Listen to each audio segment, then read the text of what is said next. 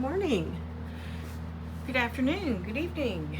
Welcome to Random Crafty Acts. My name is Barb.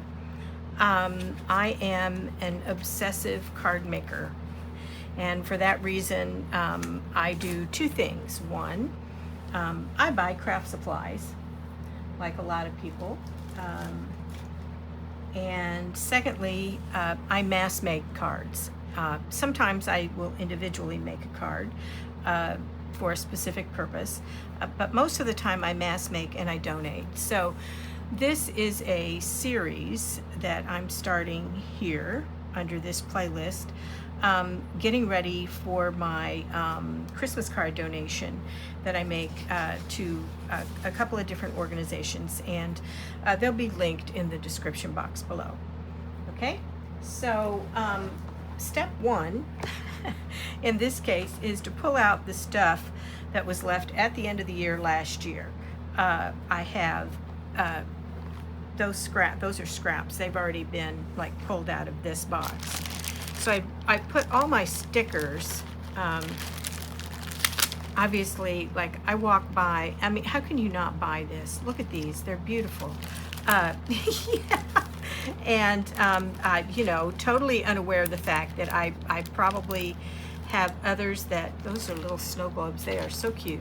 I probably had a lot of other things I was going to be able to already use at home, but, when you got to buy them, you got to buy them. All right, so I've sorted out all of my stickers, okay? This, believe it or not, look at all of that.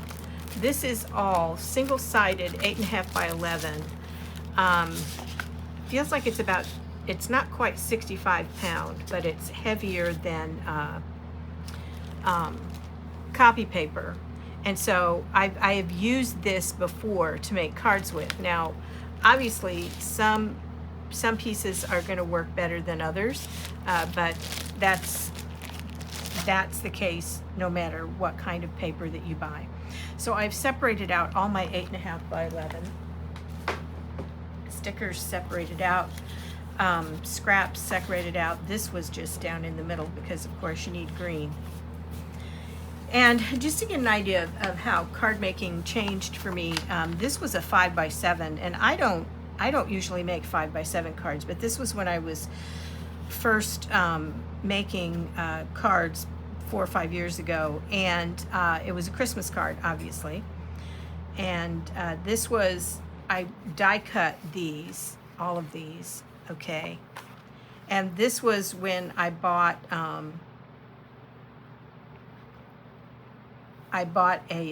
this was the year that made me buy a silhouette, because I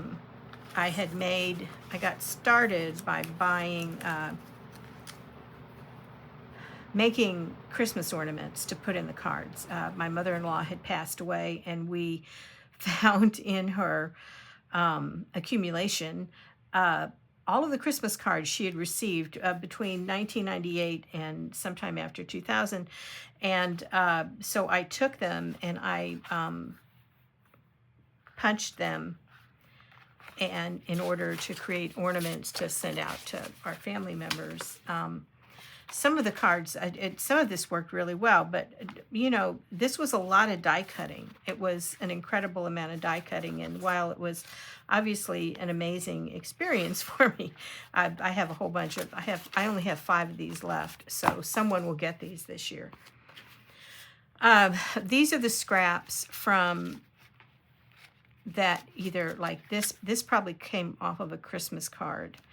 And these are the scraps from probably either last year or the year before. It's kind of hard to tell. Last year, I think last year I did a workshop.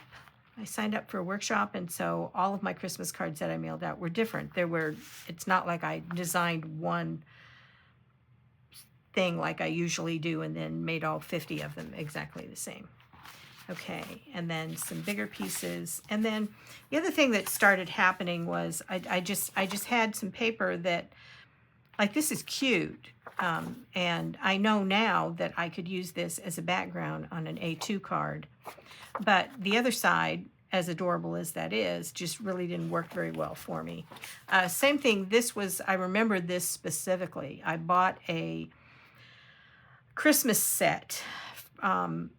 And suddenly you'll see that here in a few minutes, and then found myself in a situation with like a whole bunch of stuff that I just really had no need for, and I'm going to sort through that with you now. Okay, so this box, I love picking these boxes up. It just makes it so much easier for my 12 by 12s. Okay, this is something that I started doing. This is what I had left over after buying the Paper Rose embossed die cuts and a paper pad, a 6x6 collection, in a color that I don't normally work with. And so in here, if you'll see, I've got all these die cuts that I should be able to put on the front of cards, and just kind of like ran out last year. Okay, so we'll be designing around that. And then what is this?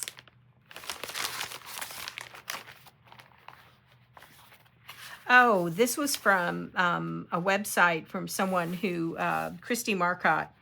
I'll list her in the description below as well.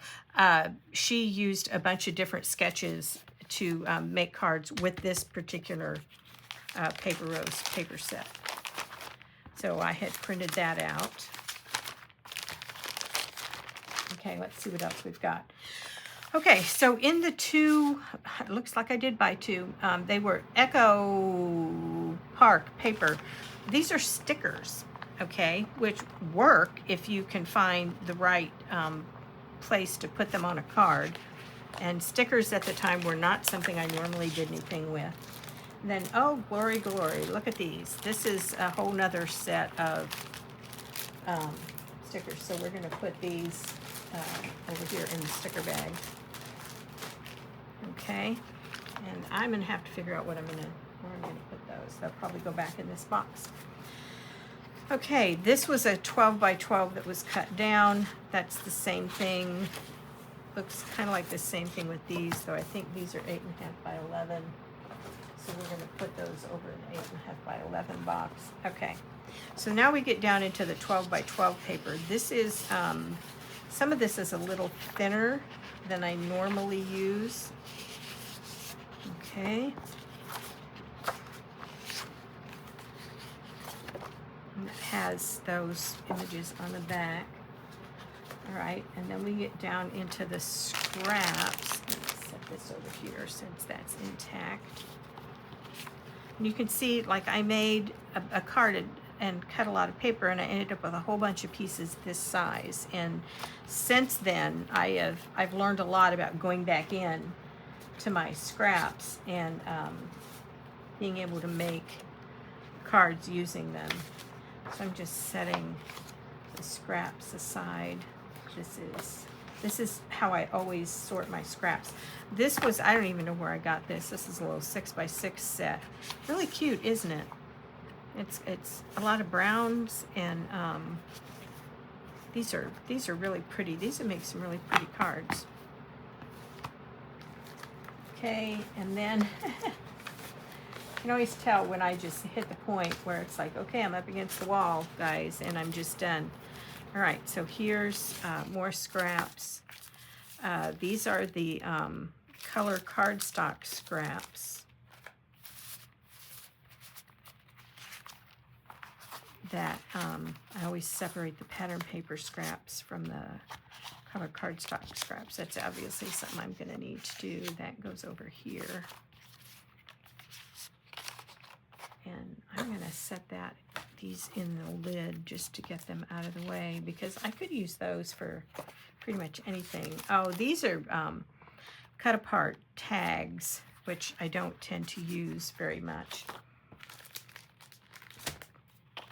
So I'm going to set those over there with the stickers. These were some card sketches. Christy Marcotte, I had on her webpage, I was able to go in and print those out, and then I can go back in and find out which sketches she used. Okay, and yummy, yummy, more stickers. I might need to not shop this time of year. That might be the solution here. Okay, these are pattern paper. Like I said, as we craft, we learn, and so what looked like either something I didn't want to do anything with because I was sick of it last year, or something that I set aside and said, wow, I have no idea what I'm ever going to do with that. We learn, and then we figure out what we want to do or how to do something new.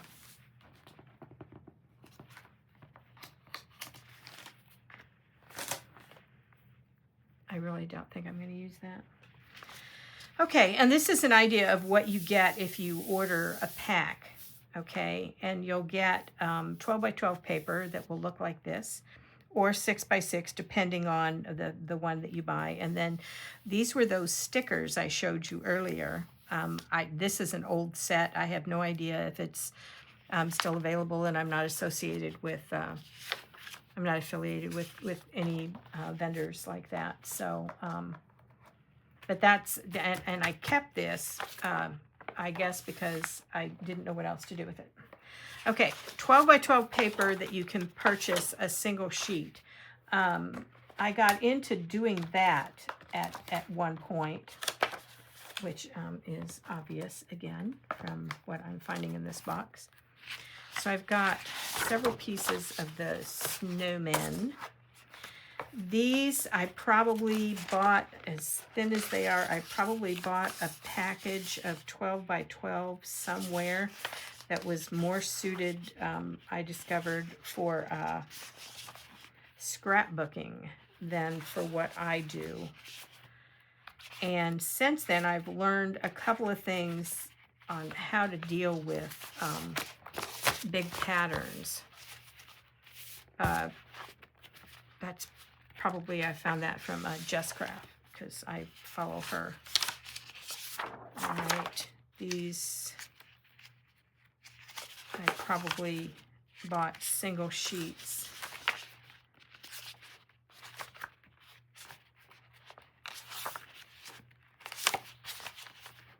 Okay. They're thinner papers, so I'm going to put those at that point. I'm going to lay this tag in front of it. And then these, I did purchase single sheet. They have the strip here that you cut off. I think I got those at Michael's a long time ago. Paper Studio is probably, these will go on the bottom. This goes here on the top.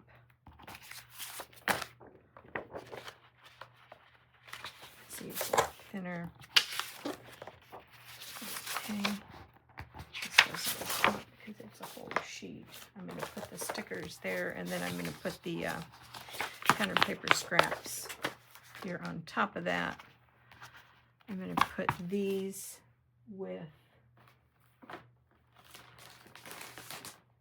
going to put these in with this 6 by 6 because this is a specific set that I can use. And the stickers go over here. Okay. And this is separated out. All right. And then before I close this out, I'm going to show you one more thing that I did. And this is just to give you some ideas in case you're thinking about doing some really big mass making.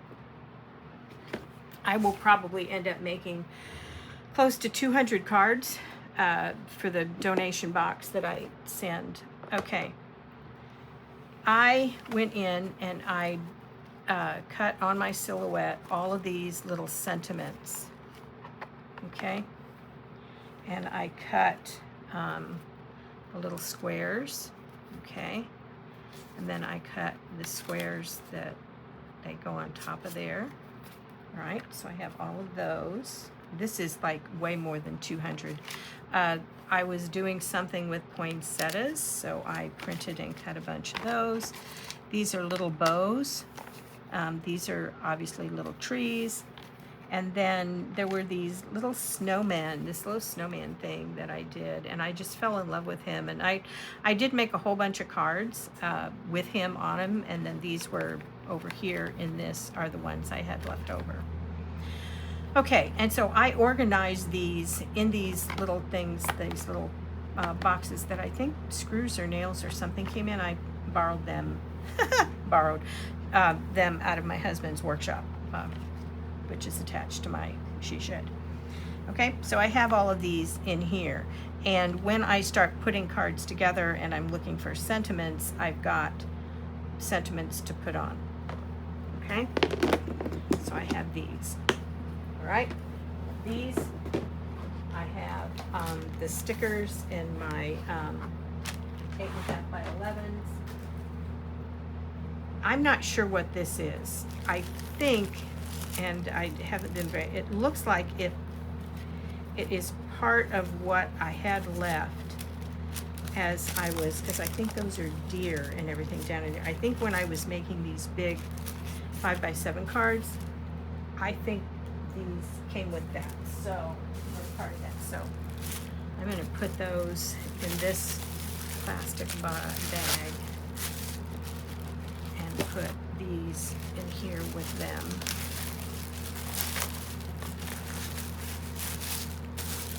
Okay. And I'm gonna put those in here because they fit in here. These I've got a separate scrap bag that I'm gonna get out and put them in. And then I've got some odd pieces like this that it looks like I started trying to make some things. Here's like, this is something that you do, like I could put this on a card right now, okay? I know now. I can put this down and put a sentiment on top and make that, and that's a card, okay? All right, so these will go, put these, I don't know where I'm gonna put these. I'm gonna put those in the sentiment box, and then I will put those. All right, so here's the reason I did this video. When you get ready to start a major project, which is what this is, you are probably best served by taking a good look at what you've already got, okay? And if possible, using some of that, okay? I have separated out all of my Christmas dies and stencils and embossing folders and put those in a separate box, so that when I start working on this and looking at card sketches and figuring out like what I want to make 10 of or 12 of or 6 of, I've got all of those things together. It's not that I'm trying to do this as fast as possible.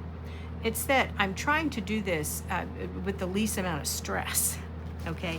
And by actually using what I've got, which I think is something I keep hearing from, particularly this year, from a lot of card makers, is crashing their stash or using what they've already bought. And as a way of not just saving money, but just being, moving from accumulating to creating something that can go someplace. Okay, so having watched me do that, I hope that will entice you to come back and see where this starts to end up. More than likely, what I will be doing is I will probably start with the 8.5 by 11 since I have so much of that. And I will divide that out color and shape wise. And then I will find a template, more than likely in Jess Crafts, because she does her templates so that there are no pattern paper scraps when you get done.